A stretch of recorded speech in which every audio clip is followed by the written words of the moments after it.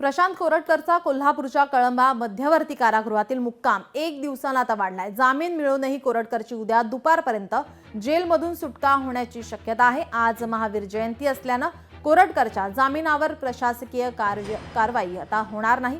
5 दिवसांची पोलीस कोठडी आणि 10 दिवसांच्या न्यायालयीन कोठडीनंतर कोल्हापूर जिल्हा सत्र न्यायालयाने कोरटकरला काल सशर्त जामीन मंजूर केला। मात्र काल कागदपत्रांची पूर्तता झाली नाही आणि आज महावीर जयंतीची सुट्टी असल्याने कोरटकरच्या सुटकेसाठी तांत्रिक अडचण निर्माण झाली आहे। त्यामुळे कोरटकरचा आजचा मुक्काम कळंबा मध्यवर्ती कारागृहातच असणार आहे।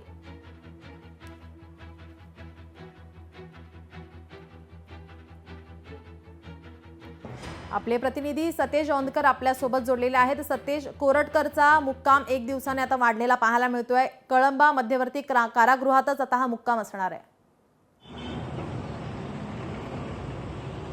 नक्कीच नीलम, आपल्याला माहिती आहे की इतिहास संशोधक इंद्रजीत सावंत यांना जीवे मारण्याची धमकी देऊन छत्रपती शिवाजी महाराज असतील, राजमाता जिजाऊ असतील यांना जे आक्षेपार्ह वक्तव्य आहे ते प्रशांत कोरटकर यांनी केलं होतं आणि या सगळ्या प्रकरणामध्ये प्रशांत कोरटकर सध्या कळंबा कारागृहात आहे। मी या कळंबा कारागृहाच्या बाहेरच आहे आणि आपण या ठिकाणचे दृश्य पाहतोय।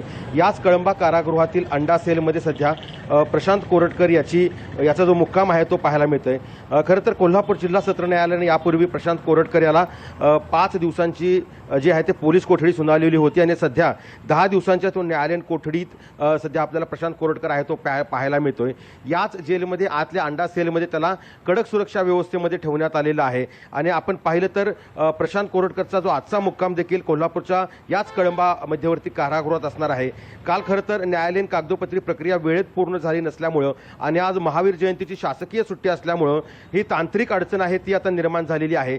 त्यामुळं ही तांत्रिक अडचण जेव्हा दूर होईल त्यानंतरच प्रशांत कोरटकर जे याला या कळंबा कारागृहातून साधारणतः उद्या दुपारनंतर म्हणजे उद्या संध्याकाळी बाहेर काढण्यात येईल असं सूत्रांनी सांगितलेलं आहे।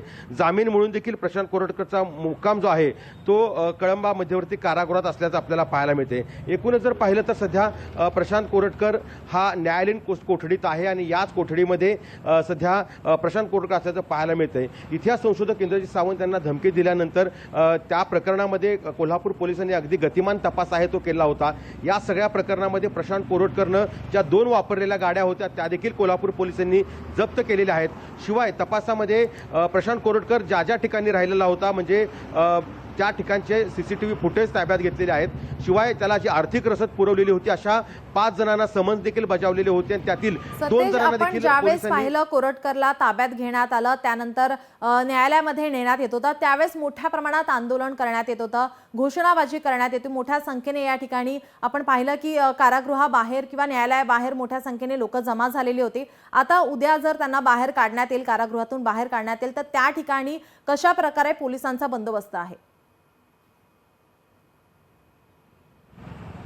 नक्कीच आपण नीलम पाहिलं तर सध्या मी याच कारागृहाच्या बाहेर आणि ज्या ठिकाणी आपण उभा आहे त्या ठिकाणी समोरच्या बाजूला म्हणजे कारागृहाच्या समोरच्या बाजूला नेहमीच आपल्याला गर्दी पाहायला मिळते। मात्र ही सकाळची वेळ आहे, आज कोणताही कैदी सुट्टीमुळे बाहेर येणार नाहीये अशी माहिती समोर आली, त्यामुळे या ठिकाणी आता सध्या गर्दी पाहायला मिळत नाही। मात्र प्रशांत कोरटकर याला जर बाहेर काढायचं झालं तर त्यानं कालच न्यायालयामध्ये एक अर्ज केलेला आहे, त्याच्या वकिलाने अर्ज केलेला आहे। त्याच्यामध्ये असं म्हटलेलं आहे की ज्यावेळेस प्रशांत कोरटकरचा जामीन मंजूर झालेला आहे त्यावेळेस प्रशांत कोरटकरला कुठेतरी एक भीती आहे, कारण गेल्या काही दिवसांपूर्वी जे प्रशांत कोरटकर पोलीस ताब्यात असताना खूप मोठ्या प्रमाणावरती आंदोलन झालेलं होतं। या आंदोलनादरम्यान चिल्लर फेकली गेली होती, कोल्हापुरी पैतान दाखवलं गेलं होतं। कोल्हापूरच्या जिल्हा सत्र न्यायालयात त्याला कॅन्टीनच्या परिसरात एका वकिलानं मारण्याचा देखील प्रयत्न केलेला होता। मात्र कोल्हापूर पोलिसांनी त्याला अगदी कडेकोट सुरक्षा व्यवस्थेमधनं त्या ठिकाणी सुरक्षित बाहेर काढण्यात यश मिळालेलं होतं। मात्र हे सगळं होत असताना देखील उद्या ज्यावेळेस त्याला या सगळ्या कळंबा कारागृहातून बाहेर काढलं जाईल त्यावेळेस मात्र इथं खूप मोठ्या प्रमाणावरती पोलीस बंदोबस्त असेल।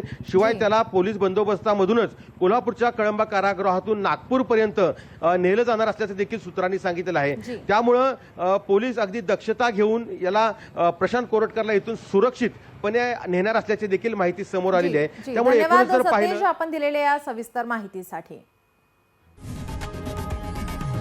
लोकशाही मराठी ऐका, पहा, जागरूक रहा।